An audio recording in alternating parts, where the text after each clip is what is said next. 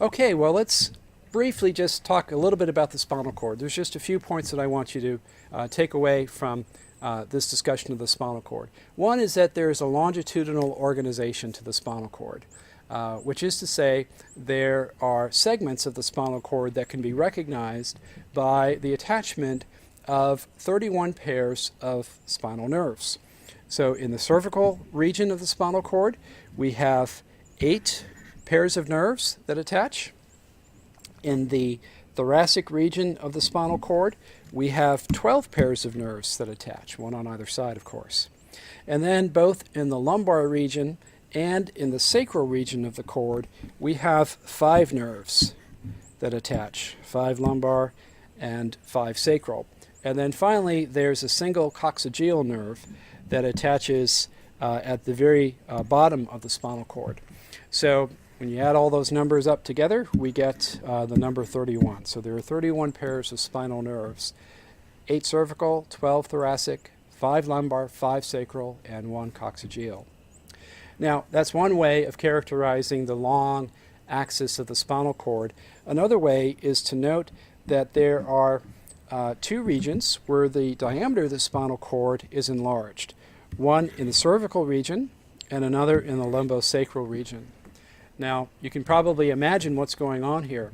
There's an expansion of the numbers of neurons and the circuitry of the spinal cord that's related to these important locations along the vertebral axis of the body.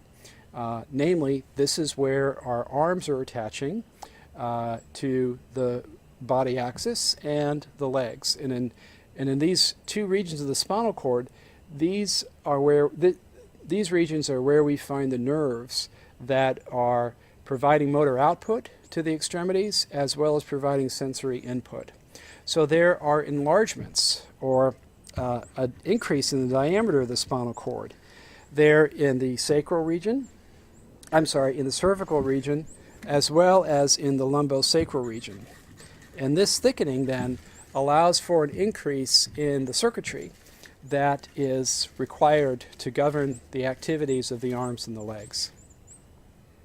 One other point to make before we leave this view of the spinal cord, I want you to notice where we find the location of the inferior end of the spinal cord.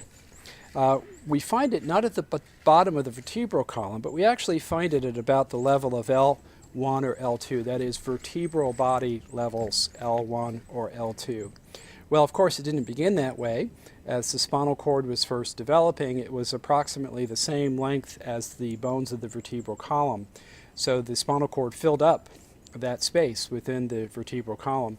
But as we grow, and especially in early life, the non-neural structures grow at a faster rate, so we end up with a longer vertebral column than spinal cord. And as a result, the spinal nerves end up continuing to exit through the canals where they first developed, but now there is a long length of nerve root that develops as the vertebral column grows at a faster rate than the spinal cord.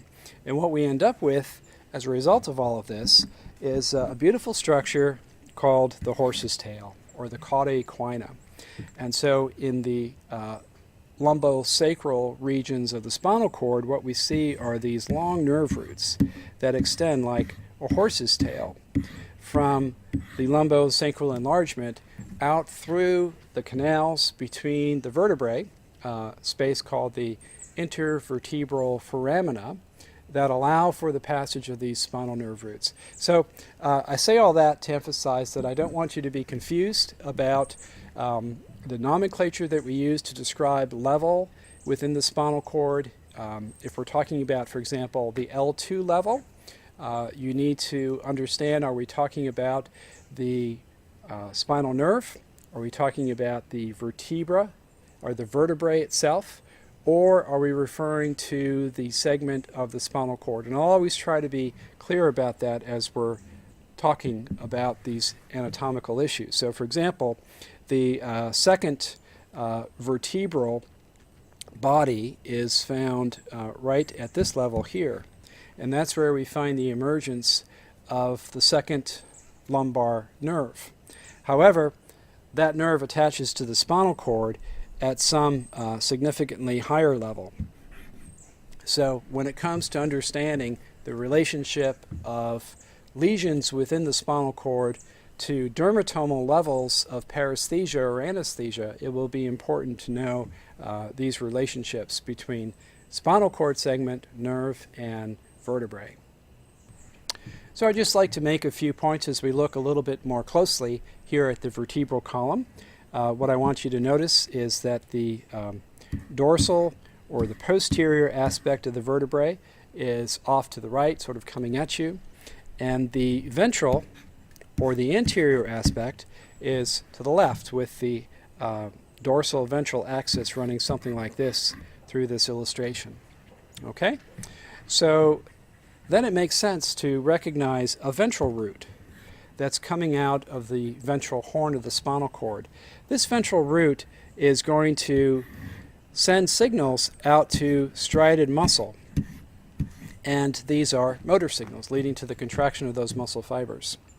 Now, that spinal nerve is also going to contain sensory axons that may be derived from special receptors in skin or some other kind of structure, and the course of these axons will run right through that same spinal nerve, so we call that a mixed spinal nerve.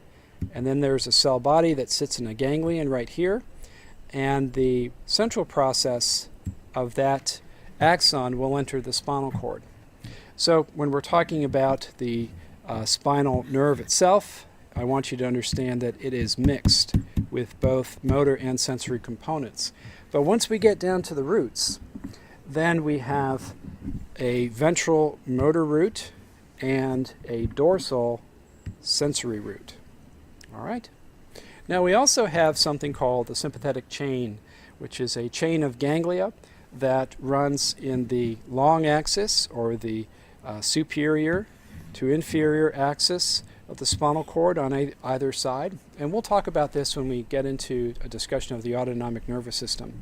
But within these sympathetic chain ganglia are the neurons that innervate viscera, innervate vascular arterioles, basically wherever there is sympathetic innervation of smooth muscle, cardiac muscle, and glandular tissue.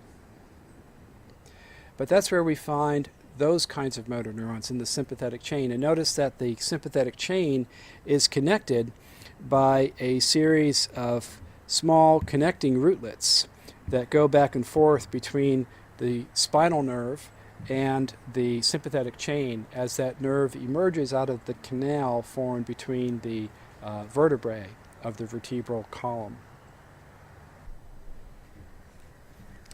All right, well, that's really all that I wanted to tell you today about cranial nerves and spinal nerves before having a chance to focus in on the brainstem and show you the cranial nerves in the lab. So if you'll bear with me, we'll make a transition. And when you see me next, I'll be in the neuroanatomy lab with the brain in my hands. So I'll see you there.